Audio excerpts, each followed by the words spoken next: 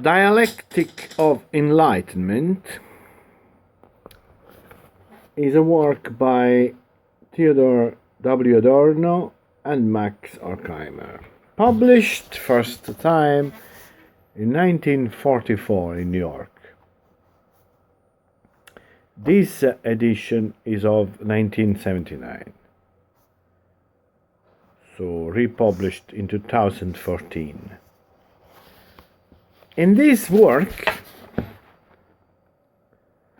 there is a chapter dedicated to the culture industry. Enlightenment as a mass deception. Okay, what I'd like to do, I'd like to... where's the camera? Here. I'd like to read with you, with some comments, a few paragraphs and extrapolate some thesis, some tenet. Right. Instead of starting, as usual, from the first line, we could, but the first line is more obscure than the second paragraph. The first line says, the sociological theory that the loss of support of objectively established religion, the dissolution of the last remnants of pre-capitalism, together with the technological and social differentiation or specialization, have led to cultural chaos, is disproved every day. For culture now impresses the same stamp on everything. Now, the nice thing, the important bit is the last line, of course, where a uniformity of culture is stated. The question of the uniformity of the culture is linked to a monopoly problem. A monopoly problem which characterizes the mass culture. Under monopoly, all mass culture is identical, and the line of its artificial framework begin to show through. And the next, just a bit down, movies and radio need no longer pretend to be art. The truth that they are just business is made into an ideology in order to justify the rubbish they deliberately produce. So, three things. Monopoly. The world of culture is an industry. So, it's a business. Right. How the business industry defend itself, the cultural business industry. It is alleged that because millions participate in it, certain reproduction processes are necessary that inevitably require identical needs in innumerable places to be satisfied with identical goods. So, the mass production forces a character of repetition, a character of reproduction in the industry. Many goods are needed. Many identical goods are needed at the same time in different places, or in different places equally. The technical contrast between the few production centers and the large number of widely dispersed consumption points is said to demand organization and planning by management.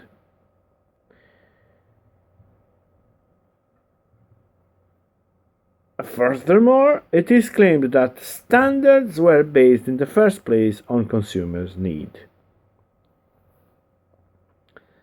Right, so this is the situation in defense of the cultural industry. Say, hey, we need to reproduce the same art, the same piece of art, the same product of art for a mass of people.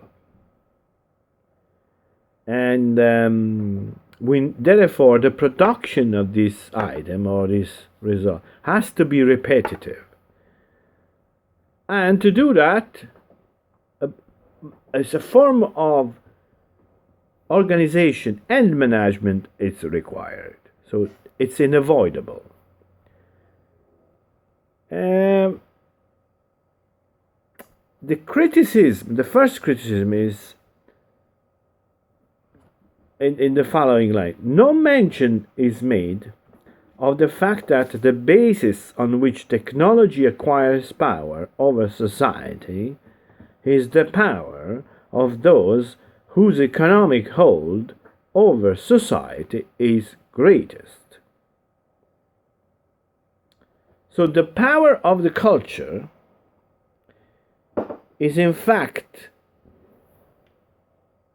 the power of those who are the most powerful economically in the society.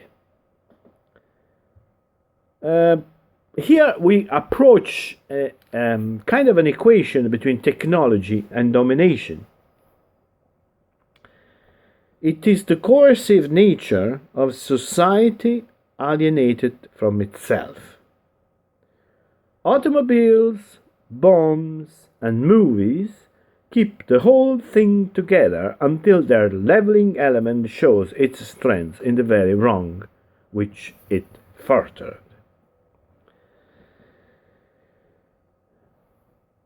This is the result not of law of movement in technology as such, but of its function in today's economy.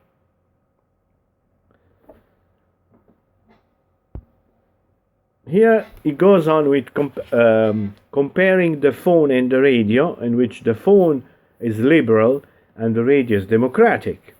But the phone, there is a part of individuality, of interaction that is still present. In the radio, everybody is there listening to the same broadcast. And there is no participation, there is no individuality expressed. So, next quote I would like to put in here.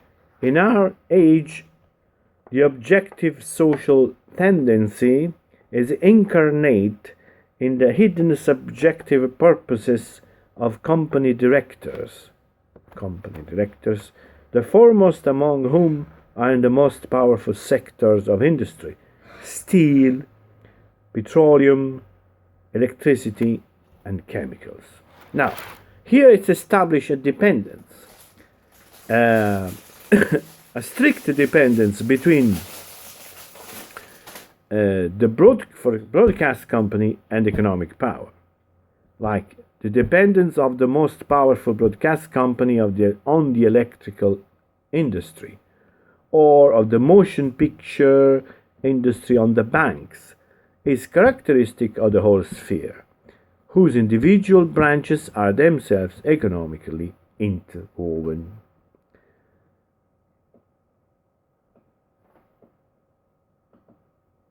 The ruthless unity in the culture industry is evidence of what will happen in politics. And a few lines down, everybody must behave, so I repeat that, everybody must behave in accordance with his previously determined and indexed level and choose the category of mass product turned out for his type. There's no choice. Consumers appear as statistics on research organization charts and are divided by income groups into red, green, and blue areas. The technique is that used for any type of propaganda. Now, this anticipates what would happen in politics. So it's happening now, but this is in 1944. Let's see, for example, why, nevertheless, we can still read the differences between cars, between automobiles, they used to call it. So General Motors and Chrysler, they have different cars in the market. You would say it's not true, this uniformity of the product. The difference between the Chrysler range and General Motors products is basically illusory. So it's not real. What connoisseurs discuss as good or bad points serve only to perpetuate the semblance of competition and range of choice. The range of choices, it's only apparent. Okay? And why it says that?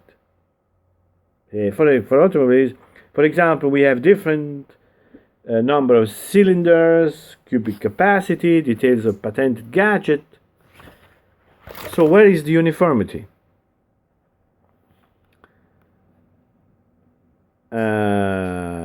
Wait a second.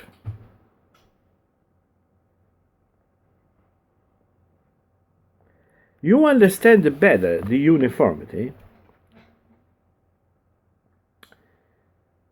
even if the difference between the more expensive and cheaper models put out by the same firm steadily diminish.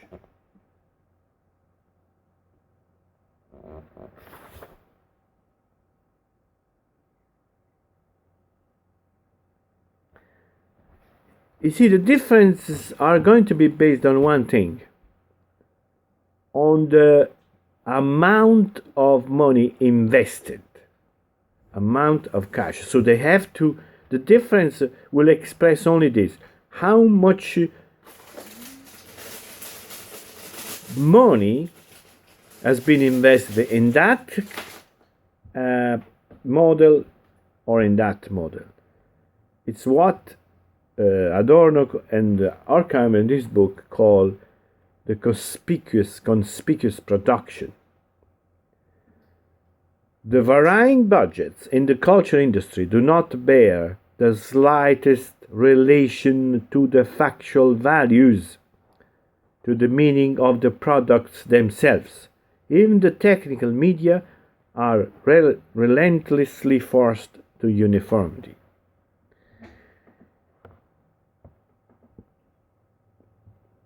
So we skip and we jump to this order where he says there is nothing left for the consumer to classify. Producers have done it for him. That's the basic thing.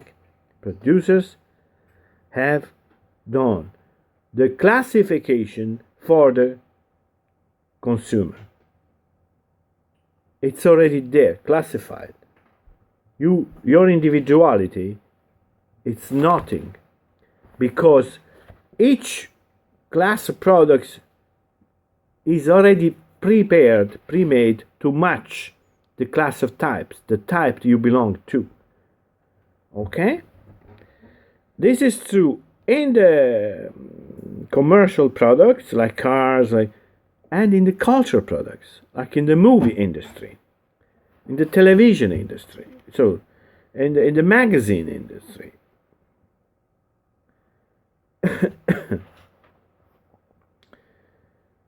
So let's go on a bit. This is the paragraph, page 125. As soon as the film begins, it is quite clear how it will end, and who will be rewarded, punished, or forgotten. In light music, they would say pop music, once the trained ear has heard the first notes of the hit song, it can guess what is coming and feel flattered when it does come.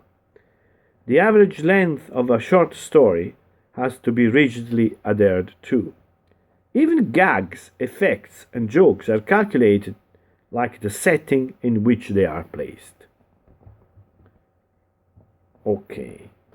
Do we see now what that means? Uniformity also in the art. Right. So what was happening in the past before this uniformization happened so large at such a large scale?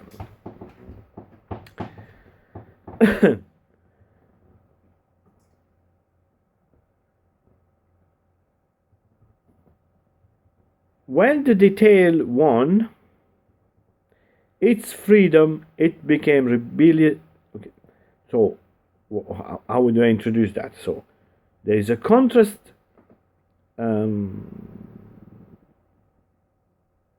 between the effect, the obvious touch, and the technical detail over the work itself. The work itself has no importance or even meaning. What matters is the detail, the special effect. Okay? The effect, not the special effect. Alright, so what the culture industry has put an end to is the fact that the detail is not anymore a vehicle of protest against the organization. Not in music, not in figurative art. Okay, so the whole inevitability bears no relation to the details. Just like the career of a successful man, into which everything is made to fit as an illustration or a proof, whereas it is nothing more than the sum of all those idiotic events. So it's a sum. The so-called dominant idea is like a file which ensures order but not coherence. The whole and the parts are alike. There is no antithesis and no connection. Do you see the gravity of this? Your life becomes not an organic, integrated, consistent whole, but it's a sum of parts who are stuck together. You could say randomly, because the result that you are, that sum, it doesn't create a whole. There is not an inherent necessity or necessary connection between the part and the whole. The whole and the parts are alike. There is no antithesis and no connection. The whole world is made to pass through the filter of the culture industry. The old experience of the moviegoer who sees the world outside as an extension of the film he has just left is now the producer's guideline. The more intensely and flawlessly his techniques duplicate empirical objects, the easier it is today for the illusion to prevail that the outside world is the straightforward continuation of that presented on the screen. This purpose has been thwarted by mechanical reproduction since the lightning takeover by the sound film. Now, what happens if the movie, the reality, it's in the movie, and what you see outside is an extension? You get confused. You get confused between real life and the movie. You can't separate, you can't distinguish it. Certainly, with confidence. Alright? We stop here. But this is an interesting start. I'm reading with you this chapter, Dialectic, the Culture Industry, Enlightenment as a Mass Deception, from Dialectic of Enlightenment by Theodor Adorno and Max Horkheimer. Not that I take acritically for truth whatever they write, but so far there is a lot to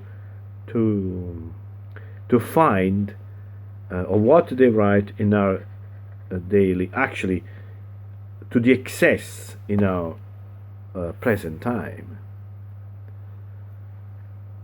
And one would wonder if this is what it is. If they wrote this in 1944 and this criticism had no effect on the future of the society, because we live in a society where uniformity of culture is pretty much evident, dominant as a uniformity. So what's the usefulness of writing that? Nobody took note, nobody fought for it. Is it worthless? I mean, is that worthless? So we'll keep going reading, and we'll try to find some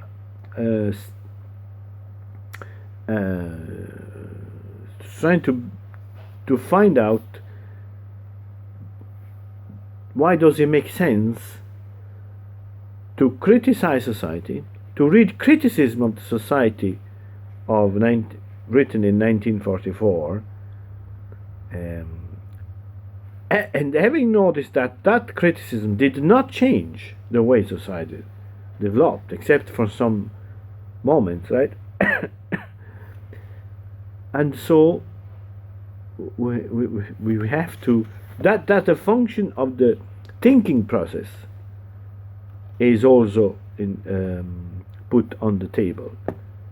So why spending time thinking and trying to understand what's the world, how the world is moving, which are the forces in it, and where we're going, when at the end of the day all this criticism, it's not heard, and the society seems to have a life of its own that doesn't take in consideration what intellectuals, no matter how serious or true, have thought of it. Till next time, have a nice day.